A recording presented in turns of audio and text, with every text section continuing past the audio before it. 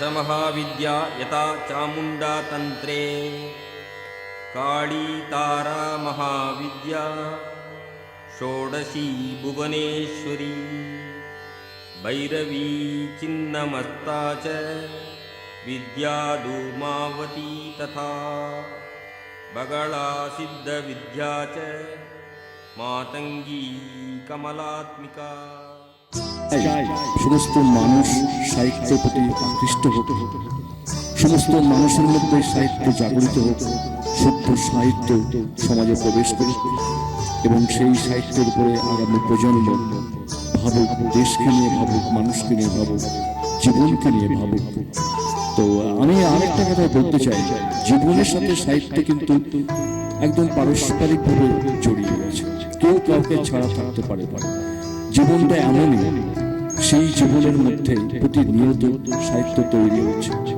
একটা জীবন আর একটা জীবনের প্রতি আকৃষ্ট হচ্ছে সাহিত্যের মধ্যে দিয়ে, কথার মধ্যে দিয়ে। এই দর্শন, মানুষের যে জীবনশৈলী যে দর্শন, সেই দর্শনটাই হচ্ছে কবিতার মধ্যে দিয়ে প্রকাশিত হয়, গল্পের মধ্যে দিয়ে প্রতিষ্ঠা হয়, সাহিত্যের কলম দিয়ে সেই সমস্ত কথাগুলোই বেরিয়ে আসে, যেটা প্রজন্মের কাছে একটা শুদ্ধ সাহিত্য হিসেবে পরিগণিত হয়।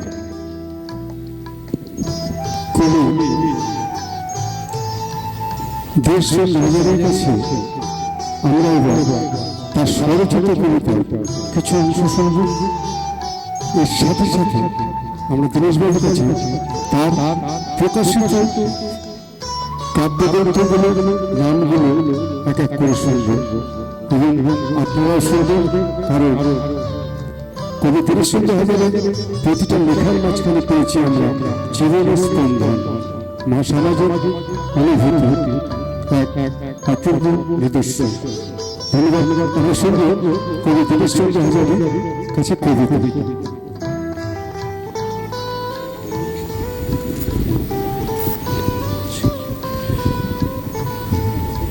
আমার একটা কবিতা, আমরা শিকল ছিঁড়ি শহীদ। এই কবিতাটা যখন লিখি তখন আমাদের এলাকার চারটা বাসিন্দা মাস্টারমশাই, খুব ভালো লেখক উনি, তা উনি আমাকে বলেছিলেন যে তুমি বর্তমান সমাজের উপর একটা কবিতা লেখ। সেই কবিতাটা আপনাদের আজকে শোনাই। কবিতার নাম আমরা শিকল ছিঁড়ি শহীদ হয়ে। আমরা পাষাণ ভেঙে শহীদ হয়ে মৃত্যু মিছিল ছিঁড়ি, নীতির আলোয় মিছিল করে সাজিয়ে রাখে আগুন জেলে আগুন স্থানে নৃত্য পুড়ে মরে, রুধিস্রোতে নৃত্য করে ঐক্য গড়ে তুলে। আমরা নির্ভয়েতে বসত করি ঝড় তুফানের একলা রাতে, খরস্রোতে সাঁতার দিয়ে বেড়ায় ভেসে এই জগতে। মহুল বনের রাতের কথা দিনের আলোয় ঢেকে রাখি, বলাৎকারের বিচার পেতে মাটির নিচে শুয়ে থাকি। আমরা জীবন দিয়ে জীবন করি, পরম্পরা ধরে রাখি, মৃত্যুপুরের খাদন চেঁচে দিনের সুরে তারে ডাকি। ভোকা পেটে মণ্ডকে চাঁদের দেশে হাঁটি, গদর ভেঙে ঘাম চড়িয়ে বাবুদের ফুল বাগানে খাটি। আমরা তোমাদের নিত্য নতুন ফতোয়াতে সাঁতার কাটি অন্ধকারে, মন্দ ভালো বুঝি না স্বীকার করে নির্বিচারে। চাই না খেতাব, চাই না মুকুট, চাই গো ভরা পেট, স্বাধীন দেশে চলতে পথে করবো কেন হেট। আমরা চাঁদের আলো জেগে থাকি নির্বিঘ্ন রাতে, রক্ত ভেজা পাথু লাগাই শেষ প্রহরের পাতে। সব পাষাণ ভাঙি, শিকল ছিঁড়ি, শহীদ মারা গেতে, স্বপ্ন দেখি মৃত্যু ভরে নতুন সূর্য পেতে। এই কবিতাটা যখন পাঠ করি একটা আসরে, তখন হয়তো আপনাদের মনে আছে মেদিনীপুরের গড়বেতা ওই সমস্ত এলাকায় এবং খুব আন্দোলন চলছে, নকশালপন্থী আন্দোলন। তা আমাদের মনে হয়েছিল এই মেসেজটা সমাজকে দেওয়া দরকার। তারা ভুল পথে যাচ্ছে, ঠিক পথে যাচ্ছে। এই নিয়ে আমার এই কবিতাটা। পরে আর একটা কবিতা আপনাদের শোনাই, সেটা হচ্ছে আমরা নারী নির্যাতনের উপরে অনেক কথা, অনেক ঘটনা আমরা পড়েছি বা দেখেছি, শুনেছি। কিন্তু যুগে যুগে নারী নির্যাতন হয়ে এসছে। সেই নারী নির্যাতনের একটা কবিতা আপনাদের শোনাবো। এটা দাপর যুগের কাহিনী। কবিতার নাম অর্জুন পাঞ্চাল। আমি উদ্ভাসিত হোমানলের দুর্বার স্ফুলিঙ্গ দ্রৌপদ কন্যা দ্রৌপদী। আমি অনন্ত পাষাণের বুকে সুগুপ্ত দুর্লোকের মানিক্য। আমার রূপের আগুনে ধ্বংস হয়েছে আর্যভক্ত কবিরা। না পাবার যন্ত্রণায় কৌশলে আমাকে বিবস্ত্রা করে দুর্বৃত্তরা দেখে নিয়েছে আমার স্বপ্ন সাজানো মোহরকুঞ্জ। আমি বীর শ্রেষ্ঠ গান্ডীবধারী অর্জুনের রূপসী বাগদত্তা। বাতাসের ভাজে ভাজে জড়িয়ে থাকে আমার যৌবনের অমৃত। আমি অর্জুনের প্রেমে ডুবে থাকি রূপরস গন্ধ নিয়ে। কতদিন না পাওয়া কত রাগ কত ব্যথা নিয়ে পাথরের চোখে সাজিয়ে বসে থাকে নিরন্তর। অর্জুনের পথ চেয়ে নীল রচনার মনের দরজা খুলে আমি অর্জুনের সিন্দার রসে পিয়াসী রাস্তা পাঞ্চালী। অর্জুনকে পাবার তরে কত ছাড়া পথ পেরিয়ে দাঁড়ালাম এই ভাষা খেলার রাজ দরবারে নগ্ন আসন। এই আর্যভক্তের মাটিতে নারী নির্যাতনের ভয়ঙ্কর চিহ্ন আমি সর্বাঙ্গ, তবু আমি পেলাম না আমার অর্জুনকে। আমি একান্ত অর্জুনের রমিত অঙ্গের লীন হতে চেয়েছি। ওগো অর্জুন, আমি তোমাকে আপন করে পেতে চাই। যুগ প্রবাহের প্রবাহমান নীল স্রোতে তুমি আমার চোখের কাজল, আমার আত্মার আত্মা। আমি যুগ যুগ ধরে তোমারই বাগদত্তা। তৃষ্ণার্ত অর্জুন পাঞ্চালী, আমি তোমার অর্জুন পাঞ্চালী। খুব সুন্দর কবিতা আমরা শুনলাম। আমরা কবি সাহিত্যিক গল্পকার দীনেশচন্দ্র হাজারীর কণ্ঠে শুনছি তারই লেখা কবিতা এবং তার এরপরে আমরা যে কবিতা শুনব কবিতার নাম জীবনের পড়া। হ্যাঁ বলবো, জীবনের পড়া এমন একটা কবিতা আমি আশা করব আপনাদের সবার ভালো লাগবে, সবার মন জয় করবে।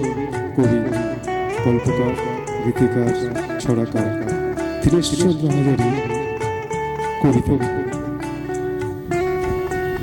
আমরা ক্ষয়িষ্ণু সমাজের বুকে দাঁড়িয়ে দেখেছি অনেক পরিবার তার সব কিছু মূল্য দিয়ে ছেলে মেয়েকে তৈরি করার দিকে এগোয়। কিন্তু সেই ছেলে মেয়েরা ভবিষ্যতের দিকে তাকিয়ে দেখে কখনো অন্ধকার, কখনো জলাকার, কখনো নিজেদের জীবন বিসর্জন দিয়ে চুপচাপ বসে থাকে। তারই উপরে একটা কবিতা আপনাদের শোনাই, জীবনের পড়া। রাত জেগে ছেলে পড়ে পরীক্ষার পড়া, ছোট বড় সব বই জীবন দিয়ে পড়ে। দাদু পড়ে সুর করে রামায়ণের গান, ঠাকুমা ডাবর থেকে পান সেজে খান। রাস্তার বাতিগুলো টিম টিম করে, রোজ রাতে ভাগ চাষির চাষ নিয়ে মরে। ধেনু সব শুয়ে থাকে জোনাকির আলোতে, জাল টেনে মাছ ধরে সন্তোষ কালোতে। ঝুড়ে ভরে গান গেয়ে যা বড় বউটা, ঘুম চোখে খুঁজে মরে জর্দার কৌটা। বাবুদের চিলে কোটায় চিক চিক আলো, পাহারায় হাঁক দেয় হরিদাস মালো। নিশাচর কাজ সেরে ফিরে যায় কোঠরে, ধনেরা ঘুমিয়ে থাকে পশুদের জঠরে। কাফেলা দল বেঁধে চলে যায় সারি গানে, উর্মি এখনো খোঁজে দেবতার সেই মানে। ভোর রাতে পথে হেঁটে নিঃস্ব আলোমতি, বাবুদের থালা মেজে বাঁচায় জীবন গতি। সত্য লুকিয়ে চলে কান থেকে গলিতে, প্রতিবার ফিরে আসে বাটি জেলে গলিতে। শিক্ষা পরে থাকে রকবাজ আসরে, হতাশ জীবন চলে সাতটার বাসরে। কাঁধে চড়ে পার হয় সময়ের মরা, রাত জেগে ছেলে পড়ে জীবনের পড়া। রাত জেগে ছেলে পড়ে পরীক্ষার পর। নমস্কার। আমরা এতক্ষণ শুনলাম কবি ছড়াকার দীনেশচন্দ্র হাজারীর কাছে। এবার আমরা শুনবো তার কাছে তার লেখা কাব্যগ্রন্থের নামগুলো, যেগুলো আপনাদের খুব ভালো লাগবে। আমরা জানি তার লেখা কাব্যগ্রন্থ, তার মুখে শুনবো তার লেখা কাব্যগ্রন্থের কথা। হ্যাঁ, এখন কিছু কিছু ঘটনা থাকে, কিছু প্রতিচ্ছবি সমাজের প্রতি রেখে যেতে হয়। সেই হিসেবে মানে আমি আমার যে প্রথম কাব্যগ্রন্থ বই সেটা হচ্ছে, প্রথম হচ্ছে অমৃতের স্বাদ, দ্বিতীয়টার নাম হচ্ছে প্রেরণ, তৃতীয়টার নাম হচ্ছে ঘুম নেই, তারপরে একটা একদিন, তারপর একটা ছড়ার ঘোড়া কবিতার ডালি, তারপরে চলনে বৈভব, এবং শেষ যে কাব্যগ্রন্থ বেরিয়েছে রিসেন্ট, এসো কবিতা পড়া। গল্পের যে আমরা যে বার করছি গল্প প্রকাশিত গল্পগুলো, গল্পের সংকলন, প্রথম সংকলন নাম গল্প 26, তারপরের গল্পটা হচ্ছে এসো গল্প পড়ি, তারপরের গল্প হচ্ছে জীবনের গল্প, আর একটা গল্পের বই প্রস্তুতির পথে রয়েছে। হয়তো 1 মাসের মধ্যে আমরা পার করার চেষ্টা করবো। আমি মোটামুটি বেশি কথাবার্তা বলেছি। আর এই বাস্তব কিছু কিছু কথা আমার গল্পের মধ্যে আছে, এই কারণেই বাস্তবের বাইরে কোনো কিছু আমি এখনো পর্যন্ত ভাবতেই পারি না। ধন্যবাদ কবি সাহিত্যিককে। আজকে কবিতা পাঠের আসর আমরা এখানে শেষ করছি। আবার কখনো আপনাদের সামনে এভাবেই নিয়ে আসবো উদীয়মান এবং বিশিষ্ট কিছু কবি সাহিত্যিকদের নিয়ে। ধন্যবাদ, নমস্কার, শুভরাত্রি।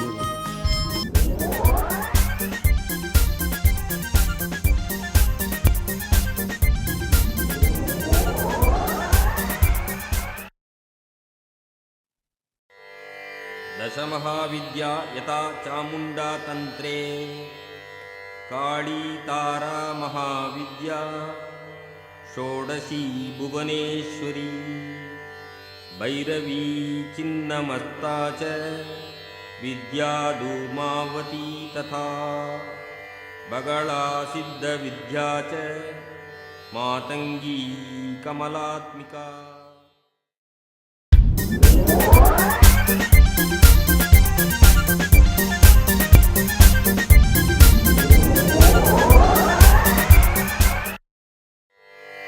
दशमहाविद्या यथा चामुण्डा तन्त्रे काली तारा महाविद्या षोडशी भुवनेश्वरी भैरवी चिन्नमस्ता च विद्या धूमावती तथा बगला सिद्धविद्या च मातंगी कमलात्मिका।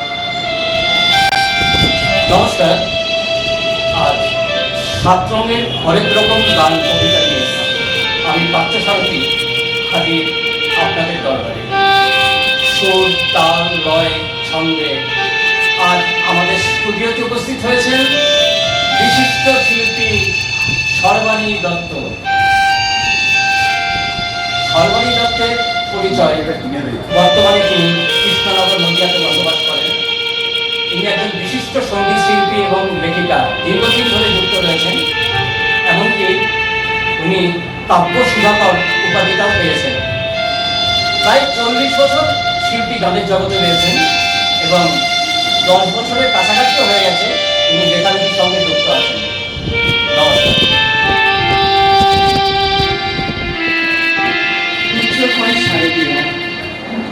যুগের শুরু থেকেই চলছে আমাদের সনাতনী রীতি। বছরের 6টি ঋতুতে 6 রকম প্রবাহ আমাদের পরম্পরা। আমরা তাতে অভ্যস্ত হয়ে উঠেছি। 6টি মরশুম এখন আমরা মূলত পাই 2টি ভাগে, একটি হলো গ্রীষ্ম আর একটি শীত। বছরের বেশিরভাগ সময় আমরা গরমটা ভোগ করি আর শীত মাত্র 4টি মাস। নানা মরশুমের মধ্যে শরতের আমেজ আমাদের সবচেয়ে আদরণীয়। বর্ষার পরেই আসে শরৎ।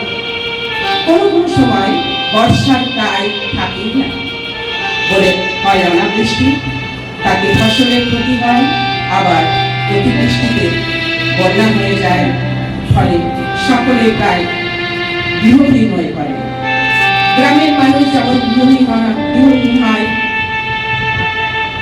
চাষের জমিতে জল হয়, ফসল ডুবে যায় ইত্যাদি। বন্যায় মানুষের যে দুর্গতি হয়, সেই দুর্গতিতে দুর্গতদের কথা নিয়ে আমার আজকের কবিতা বয়ন করব। মানে আমরা যা ঘিরে থাকি বা ভোগ করে থাকি, চারদিকে বৃষ্টি, দুর্যোগ, আরে এটা তো পরম্পরা। ভাদ্র মাসে বানভাসি চিরকাল রইবে অভরা, আনাজ কানাজ গরিব ভুগছি, যাবে হবে থই থই, নালা নর্দমা মুখ বন্ধ হয়ে এই সময়, নালা নর্দমা মুখ বন্ধ হয়ে যায় এই সময়। চারদিক হবে জলময়, এই মধ্যে হবে পুজো, বাজবে ঘাট, আসবেন মা, হবে রই রই, বানভাসি গরিবের থিম নিয়ে হবে পুজোর প্যান্ডেল। জলের মাঝে বসবে মায়ের অসাধারণ মূর্তি, দেখা ক্রিসেন্ট ভিউ তুলে হবে শিল্পীর আদর্শ ভাবনা। আর যদি কেউ না পারে তবে প্রতিষ্ঠান হবে বিমর্ষ। সেরা পুরস্কার চাইছে ওদের কোটি টাকার বাজেট। কোথায় গেল তরুণ শিশু, কি করবে ভেবে চলল মুখে। হাত ধরে যাই লঙ্গ শিশু ঠাকুর দালান ঘরে। গিন্নি ঠাকুর বলেন হেঁটে, বাইরে বসে মা। তোমরা অবুঝ এসেছো বাইরে থেকে, কান্না ভরা মুক্তি শিশু খেতে পাইনি দুদিন। ওদিকে কোটি টাকার প্যান্ডেল, এরাই হলো পুজোর দিন। কি করবে মানুষ করছে বেহাল অবস্থা। খেলা একবারও কি মনে হয় না এবার থাম হয়েছে নালা। বরাদ্দ টাকার একাংশই যদি ওদের করলে দিত, ছেলে পুলে বাসস্থান নিয়ে একবেলাও খেয়ে বাঁচত। পুজো প্যান্ডেলে দান করে তোরা কি দেখতে চাস? 7 দিন যারা খেতে পায়নি, কি করে ওদের একদিনে পেট ভরাস? বড় বড় সব শিল্পপতি টাকা তুলে রাখে ঘরে। টিভি করবে পাল্লা দিয়ে কে কত দিতে পারে? 5 লাখ যাবে তরল পেয়ালায়, 5 লাখ দেবে দাদায়। আমোদ ফুর্তি চলে কুকীর্তি মিলবে আদায় গাছপালায়।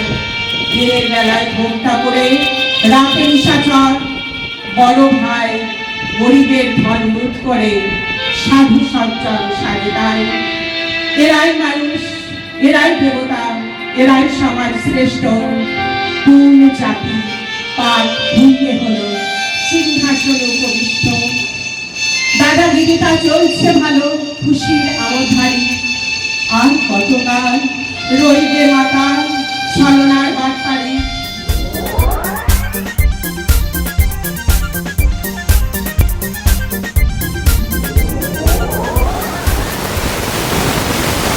নমস্কার, আমি সর্বাণী। আজ 7 রঙের হরেক রকম গান কবিতা নিয়ে আজ আপনাদের সামনে হাজির হয়েছি। সুর তাল ছন্দে আজ উপস্থিত হয়েছেন স্টুডিওতে পার্থসারথী ভট্টাচার্য। পার্থসারথী ভট্টাচার্য কৃষ্ণনগরে বসবাস করেন। কবি, গীতিকার, সুরকার, অভিনেতা। এই জগতে 35 বছর বিচরণ করছেন। প্রখ্যাত শিল্পীরা তার লেখা গান গেয়েছে। এখন আমরা আজকের দরবারে তিনি কি নিয়ে এসেছেন সেটাই সেখানেই যাচ্ছি। আমার রোশন করে নীল ধ্রুবতা, আমি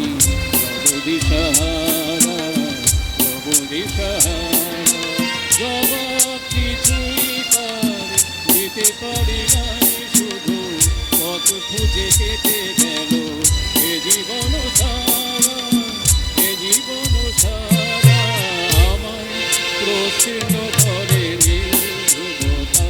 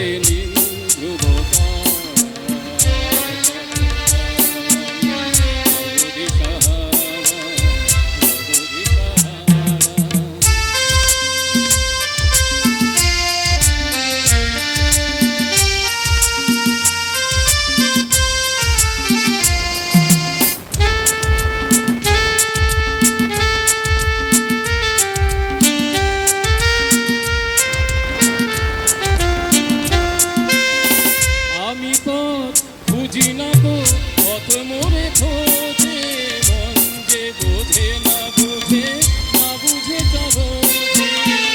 আমি তো বুঝি না গো পথ মোরে খোঁজে, মন যা বোঝে না বুঝে, না বুঝে তা বোঝে। আমার চতুর পাশে সব কিছু যায় আসে, আমি শুধু তুষারিত গতিহীন ধারা, গতিহীন ধারা। প্রশ্ন করে নীল ধ্রুবতারা,